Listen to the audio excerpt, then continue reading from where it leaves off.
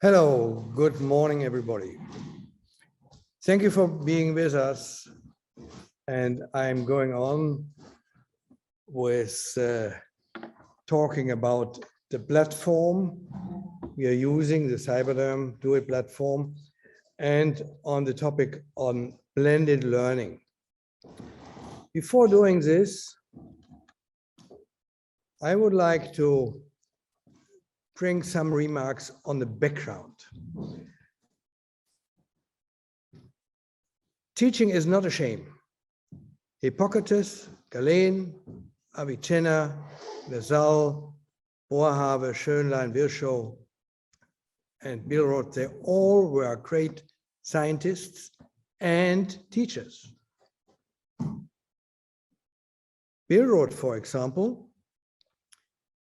almost 150 years ago, he published a book on teaching and learning on medical schools in Germany.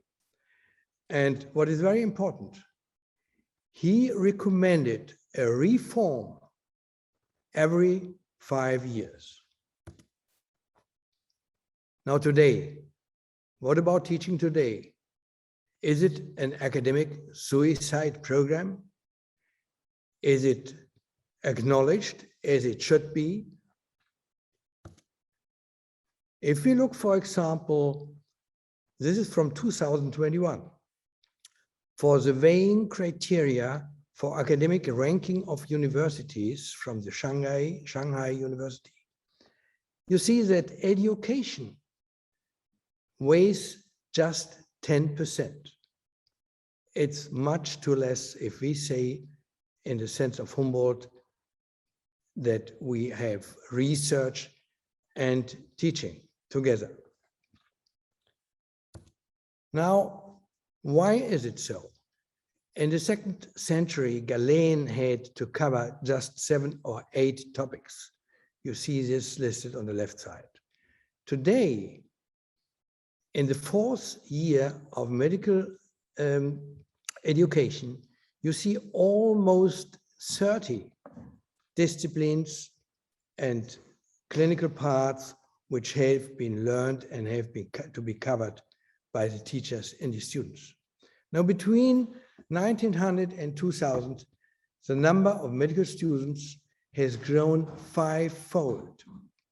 And the knowledge doubling is seen every 10 years. So it's a big, big change in our university and medical school landscape over the past. Now, coming back to the 4th year medical student workload. I took this but it could be taken from other universities as well in the same content. There were, for the 1st year student, there are 10 disciplines. This is on a electronic platform, in this case from the University of Zurich. 10 disciplines, 100 lecturers, 253 teachers or docents, 575 PDF files, more than 20,000 PowerPoint files, and 77 handouts, most of them with unreadable, small in size references and unnecessary knowledge, at least for the student. Now, what is the consequence?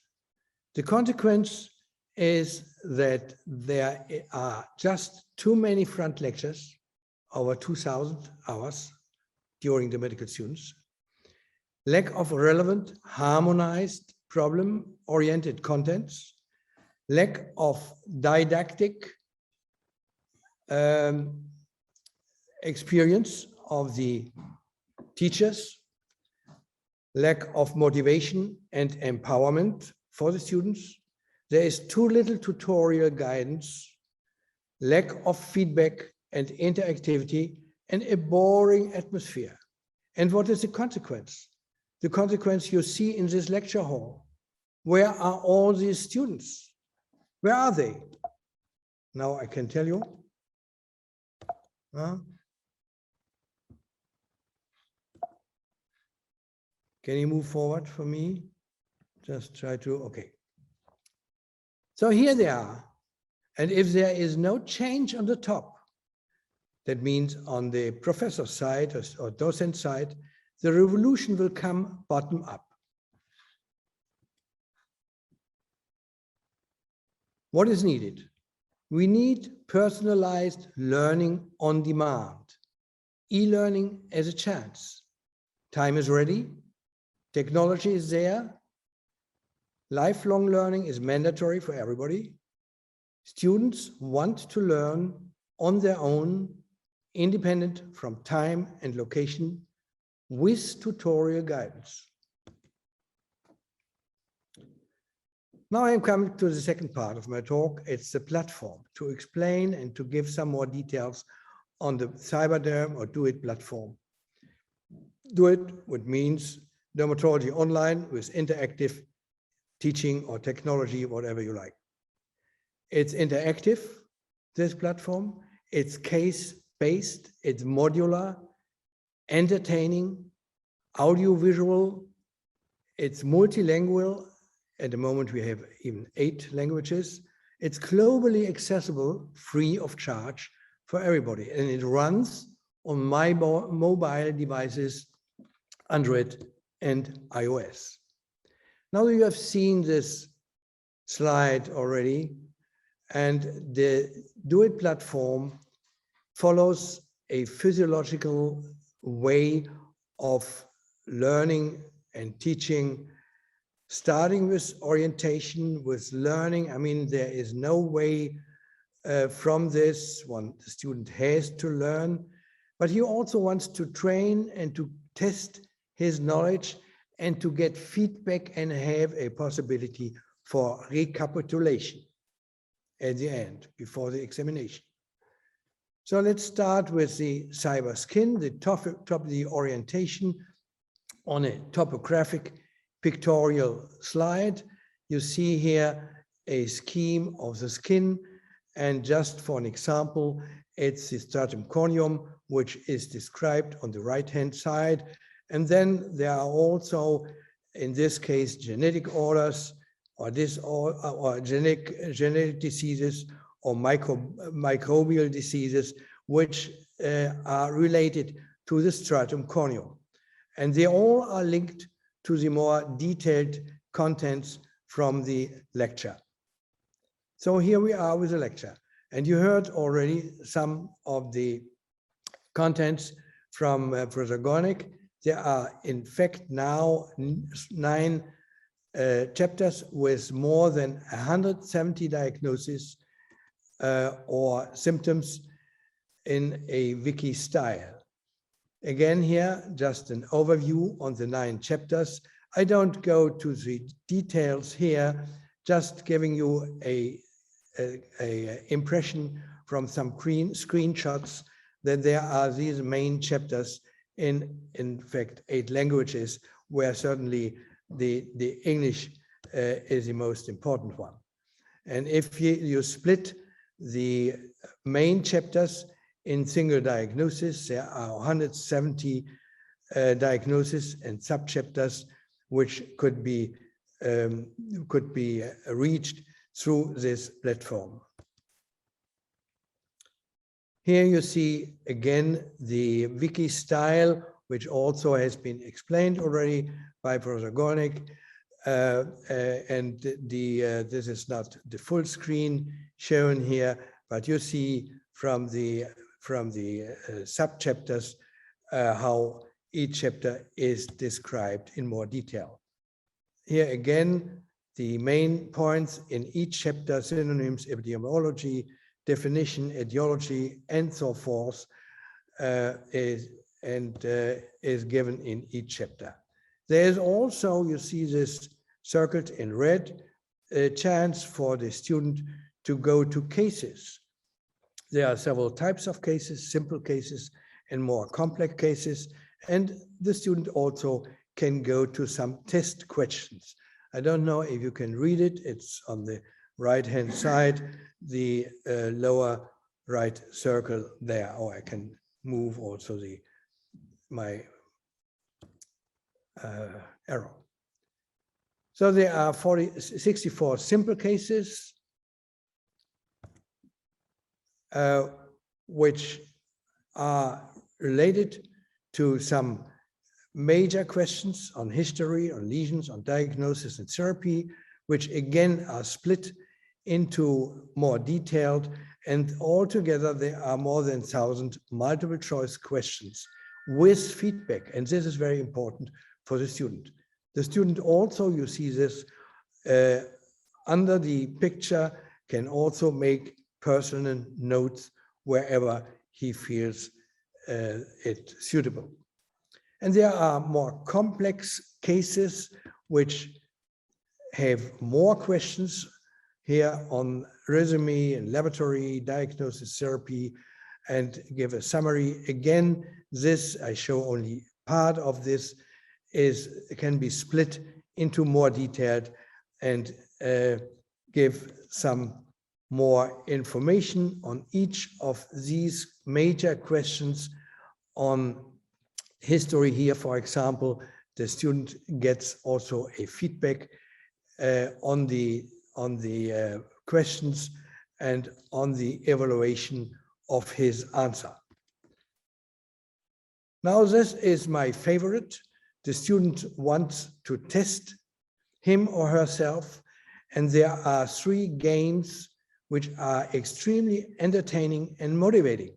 So we learn from students, if they start to sleep, if they learn and start to sleep, to fall asleep, they go to the games and then they awake immediately. So there are 3 games, the Derma Vegas, which is again very entertaining, and there is Derma Puzzle and Save Your Skin. I unfortunately cannot show it to you in more details here, because at the moment, through the Adobe block and the Flash stop, we have to remodel this, but this is ongoing, and we soon will have this very informative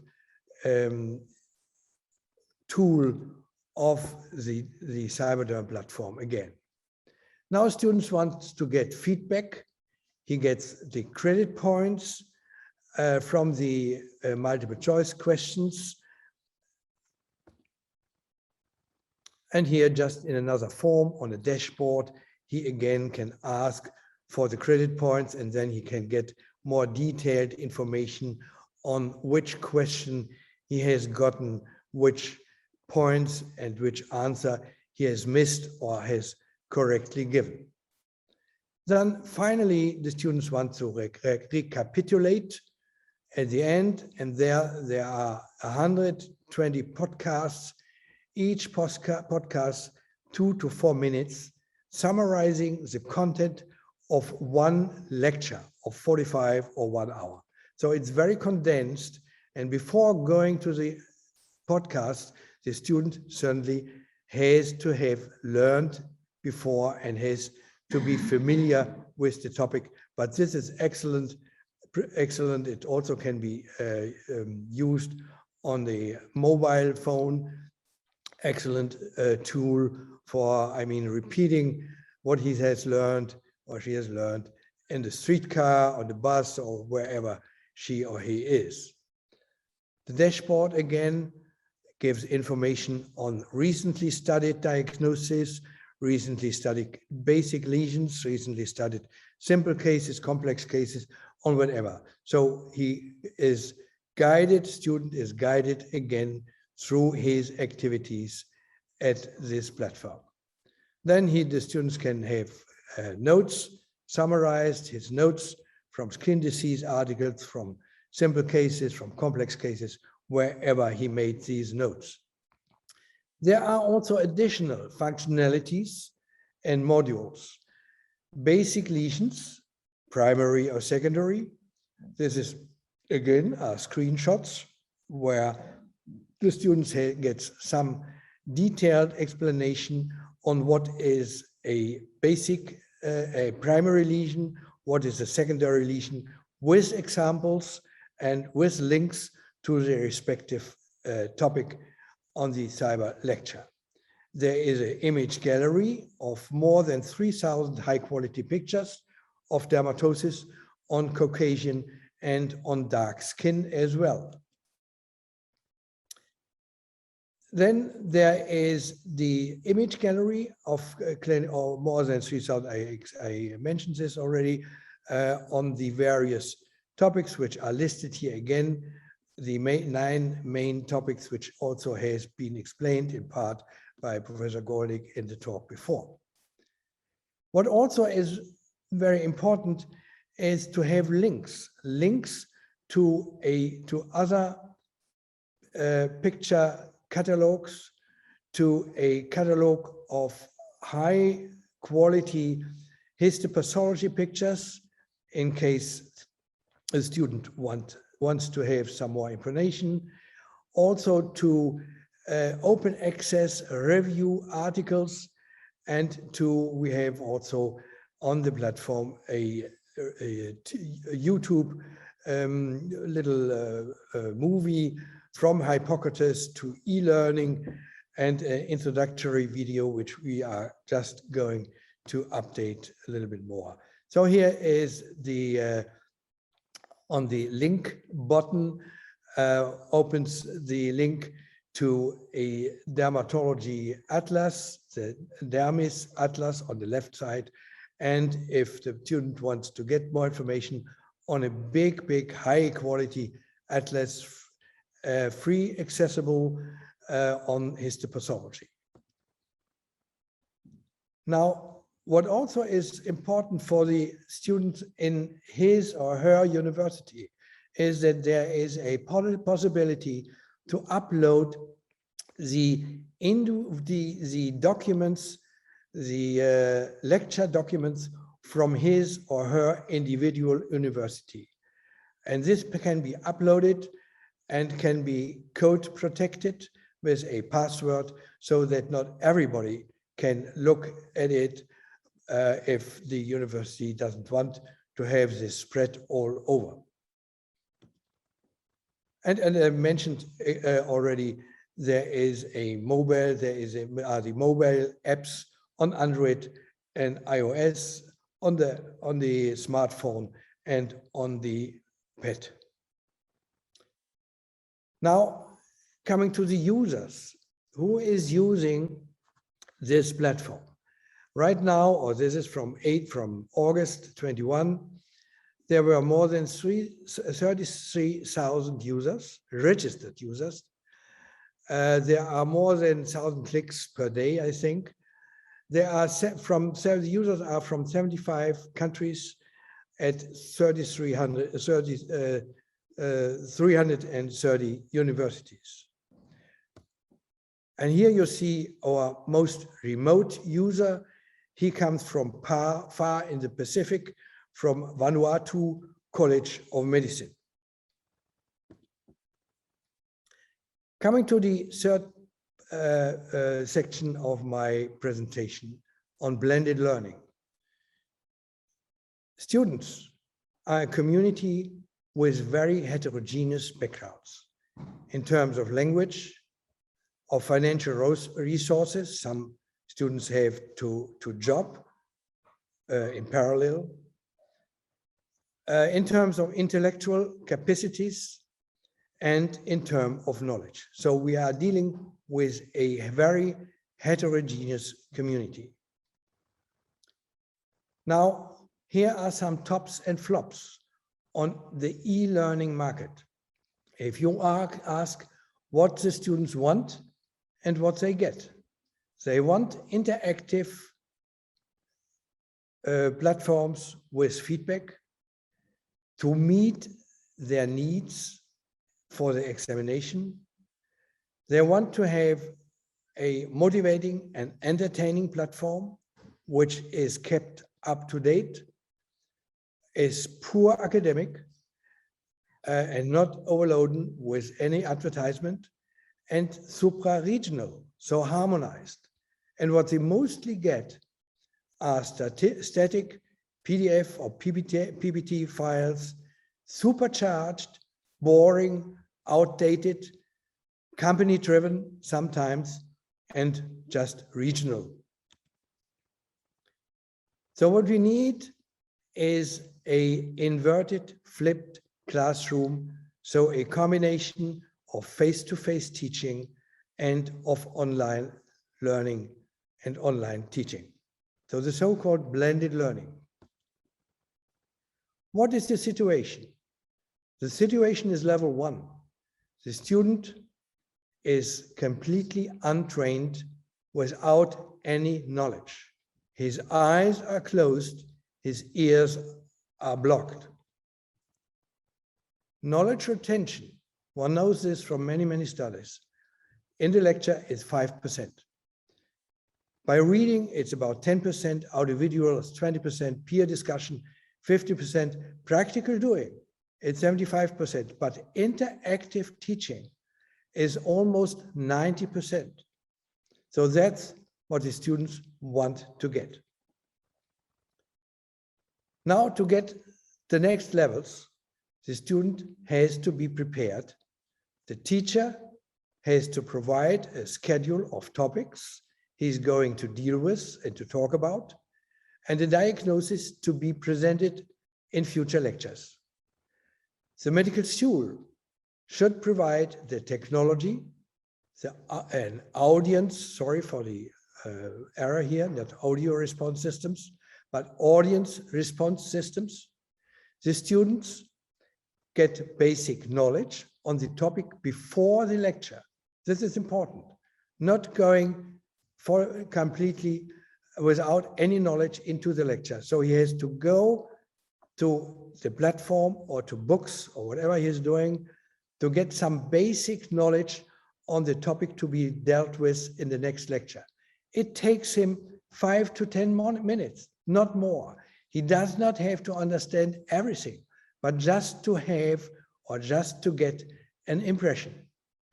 And we all have to change mentality. Now, level 1, train the brain, preconditioning by e-learning, get tuned. I talked about this already in the previous slide. The eyes get opened, the ears as well. This is a situation we find today in the lecture halls. They anyway, about 30% here, I guess, are using laptops. Maybe they're reading emails, I don't know. But this is the key. There has to be a mentor. The teacher is a mentor who guides the students through his lecture.